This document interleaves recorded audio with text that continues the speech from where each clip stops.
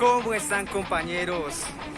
Aquí como siempre, ciclismo, geología y con este hermoso paisaje de fondo los invito a este video donde vamos a seguir tratando el tema de cráteres de impacto. Especialmente hoy vamos a hablar de los tipos de cráteres y luego en un próximo video vamos a hablar de cómo reconocer señales geofísicas para detectar cráteres de impacto. No se lo pierdan, no se pierdan este video. Si quieren, pasen por el anterior para que entiendan cosas que voy a hablar acá. No olviden suscribirse por ahí en el botón, denle a la campanita también para que les avise cada vez que suba un video nuevo. Y yo me voy a quedar aquí disfrutando de este paisaje, ¿listo? Muchachos, nos vemos luego.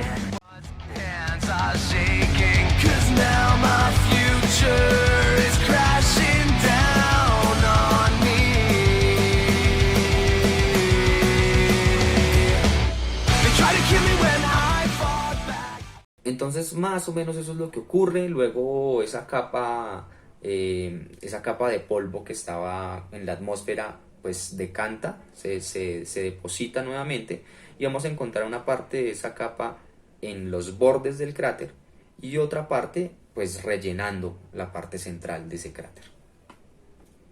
Y aquí, como vemos, pues la roca target, o sí, la roca de la que estaba compuesta esa zona donde impactó el proyectil, pues va a quedar fracturada.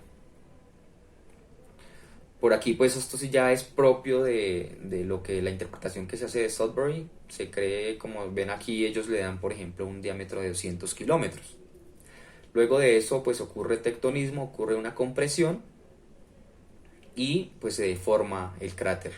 Se deforma el cráter y luego de erosión, pues lo que tenemos es una parte, creen los que interpretaron esto, lo que hay es una parte del cráter. Y es por eso que es tan difícil tratar de darle un diámetro específico a este tipo de estructuras. Entonces ahora sí pasemos a esta parte.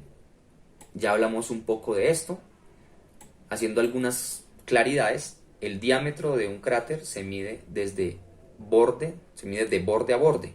Y el borde quiere decir esas partes más levantadas que encontramos aquí en estos sectores, ¿no? En estos sectores laterales. Esos serían los bordes, entonces medimos de borde a borde y ese sería el diámetro del cráter. Vemos aquí como nos dicen también que el lecho de piedra, o lo que yo denomino aquí roca target, pues está fracturado. Entonces tenemos cráteres simples que nos están mostrando en esta sección transversal una forma bastante sencilla, una forma como de un tazón, ¿sí? Como de un bowl. Y tenemos también cráteres complejos.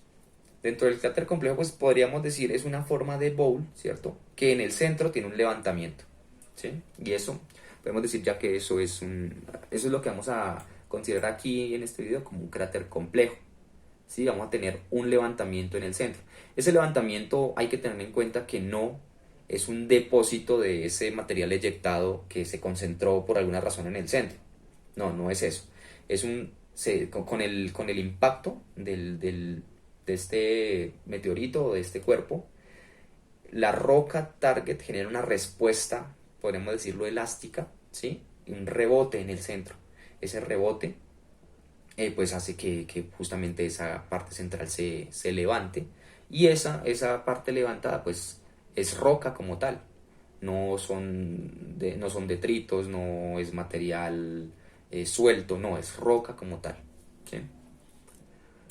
Y pues también vemos aquí cómo medimos el diámetro de esos cráteres complejos.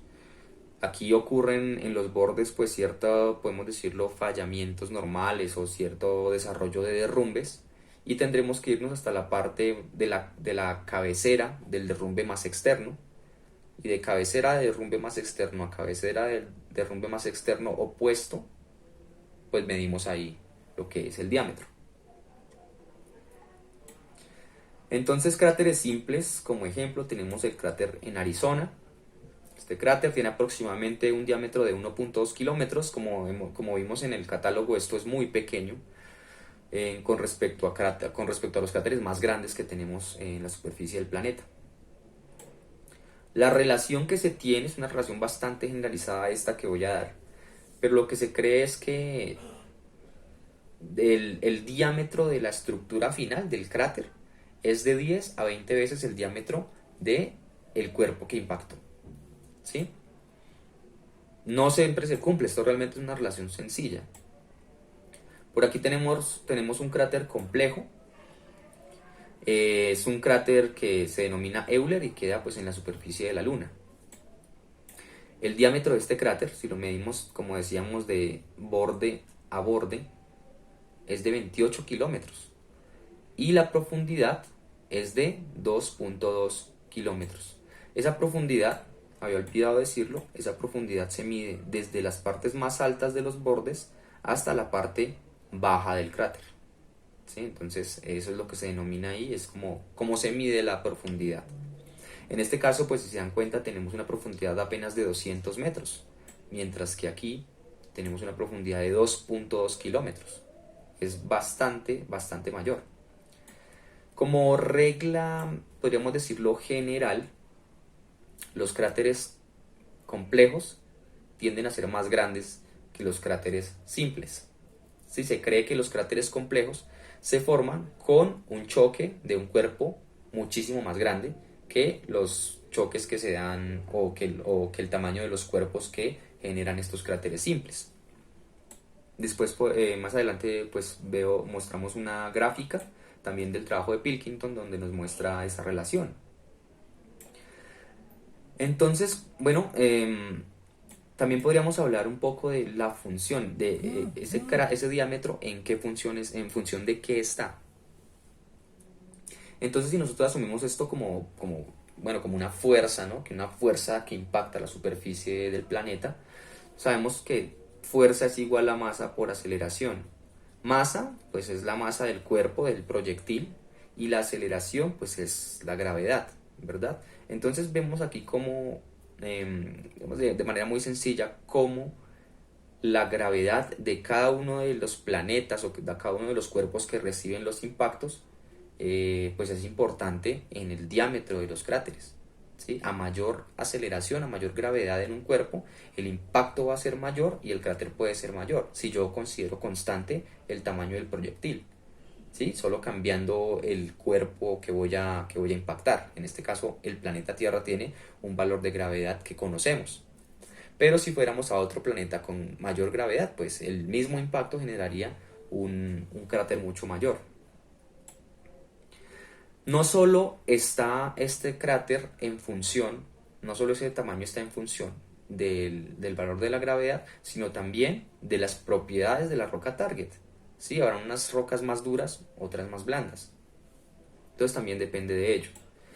La forma circular o esa simetría que tenemos ahí radial, pues también depende de las características de la roca.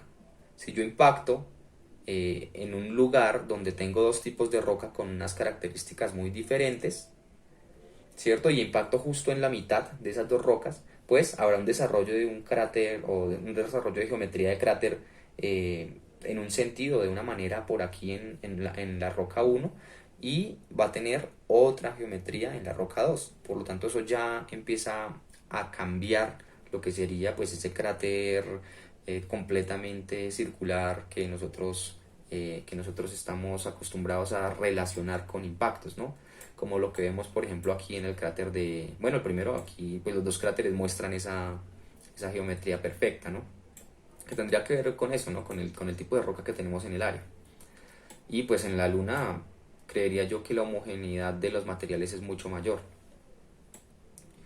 Una cosa bastante particular o que quiero resaltar aquí es que todo este material que se ve aquí afuera es material eyectado. Todo este material blanco que se ve tiene un contraste con este material más negrito, ¿sí? Eso es material eyectado de aquí, ¿okay?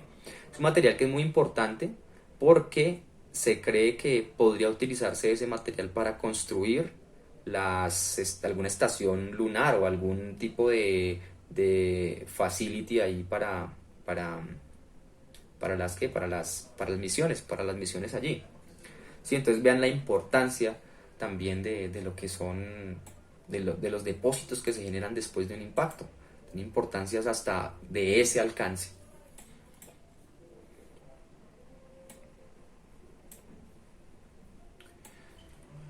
Bueno, hablemos entonces un poquito de qué es lo que se desarrolla, lo que son las características geológicas. Entonces hablemos digamos, hay que hacer una discriminación entre lo que es el cráter transitorio y el cráter estable. El cráter transitorio es la forma que queda del cráter justo después del impacto. Es una forma, es una geometría, sobre todo en los bordes del cráter, que es bastante inestable, genera unas pendientes inestables. Por lo tanto, esas paredes del cráter van a tender a derrumbarse. La forma en general del cráter, como se ve en superficie, va a tender a cambiar, ¿sí? Entonces, esa primera forma que es inestable del cráter es lo que se denomina el cráter transitorio. Y la forma resultante, luego de que se estabilizan las pendientes, pues va a ser la forma del cráter estable. ¿Por qué se explica esto? Porque, si se dan cuenta aquí, esto es un cráter simple, esto es un esquema de un cráter simple, nosotros vamos a tener dos profundidades en este cráter. La profundidad real, que es la profundidad que tengo desde la parte más alta de los bordes del cráter hasta que yo encuentro nuevamente la roca target, así sea fracturada, pero la encuentro ahí propiamente esta roca, ¿sí? Aunque esté perturbada por fracturamiento, sigue siendo esa roca. Es decir, no se ha desprendido, y digamos que está ligada con la roca que no está fracturada, sigue siendo un cuerpo, un mismo cuerpo, pero pues esa parte pues está fracturada, ¿sí? Entonces esa es la profundidad real, y la profundidad que yo tengo de los bordes hasta cuando encuentro cualquier tipo de depósito hasta abajo, pues es lo que se denomina, como ustedes pueden ver aquí, la profundidad aparente del cráter. De la profundidad real a la profundidad aparente es donde tenemos unos depósitos característicos de impacto. Vamos a encontrar, por ejemplo, material brechado o material fracturado de la roca target, suelto, en ese caso sí es material suelto, pero que hace parte o que hacía parte de la roca target en su mayoría. Vamos a encontrar algunos lentes o algunas partes que me muestren a mi evidencia de que algún material allí alcanzó la temperatura de fusión, se fundió y luego pues por estar expuesto a superficie y a las temperaturas normales de superficie pues se cristalizó muy rápido, pues generando vidrio, ¿sí? Generando el vidrio que también es muy importante en este tipo de rocas.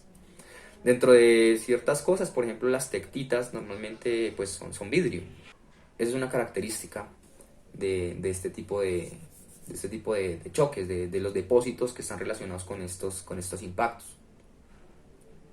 Dentro de estas brechas también podremos encontrar estas suevitas, como les digo son brechas de impacto, también están relacionadas con estas brechas que muestro aquí. Y pues, ¿por qué no decirlo? Aquí también es donde encontramos esas rocas de fundido, de impacto. Todas esas evidencias las encontramos acá. Pero observen ustedes cómo la roca target se fractura. Es decir, le estoy dando una porosidad secundaria. Espero que ustedes conozcan lo que es ese término, ¿no? Tenemos una porosidad primaria, que es la porosidad con la que queda la roca luego del proceso diagenético. Luego de que es propiamente hecho una roca, si yo fracturo esa roca o disuelvo la roca, voy a generar espacios que antes no existían y es lo que se denomina la porosidad secundaria. Entonces aquí le estoy yo adicionando una porosidad a la roca target que no tenía. Por lo tanto, si yo comparo esa roca fracturada con la misma roca no fracturada, voy a tener ahí un contraste de densidad que antes no existía. Además, si yo comparo también esa roca no fracturada con depósitos brechosos que normalmente por definición son porosos, entonces pues también voy a tener allí un contraste de densidad de materiales, una densidad de la roca no perturbada que en características o en condiciones normales tendrá una porosidad menor que la misma roca fracturada o que un material brechoso, ¿sí? Entonces vamos a tener menor densidad en la parte central del cráter. Esto para un cráter simple. Pero en un cráter complejo no es que pase algo diferente. Voy a tener en las partes alejadas del cráter, como ustedes ven ahí, el desarrollo de unos desplomes, ¿sí? Como les decía, para buscar esa forma estable del cráter. Luego de que ese material que denominamos eyecta pues empieza a depositarse, pues vemos aquí depósitos en la parte central de nuestro cráter. Y aquí ocurre lo que les decía. La parte central, específicamente central del cráter, tiene un levantamiento de roca, ¿sí? Que es roca propiamente dicho. Nuevamente lo recalco. Es roca propiamente dicha. Entonces, aquí hay un contraste de densidad entre la roca no perturbada, que es la que encontramos por acá, entre depósitos, ¿cierto? Depósitos brechosos, normalmente más porosos que la roca sin perturbar. Por aquí hace falta mostrar que toda esta parte de la roca target pues también está fracturada, entonces le estoy dando porosidad adicional a esa roca. Ya por aquí tendríamos el caso de los cráteres simples, es decir, un contraste de densidad por fracturamiento y por, podríamos decirlo, cambio de material, de una roca consolidada a un material brechoso. Pero en la parte central tenemos nuevamente una roca propiamente dicha. Y es por eso que tenemos densidad alta por acá, relativamente, densidad alta. Vamos a encontrar por aquí densidades bajas, aquí y aquí. Y en la parte central nuevamente densidad alta. ¿Sí? Y eso es muy importante cuando estemos viendo perfiles de anomalía, perfiles de anomalías gravimétricas. Porque va a ser una consecuencia directa de la anomalía, va a ser una consecuencia directa de este tipo de disposición de los materiales.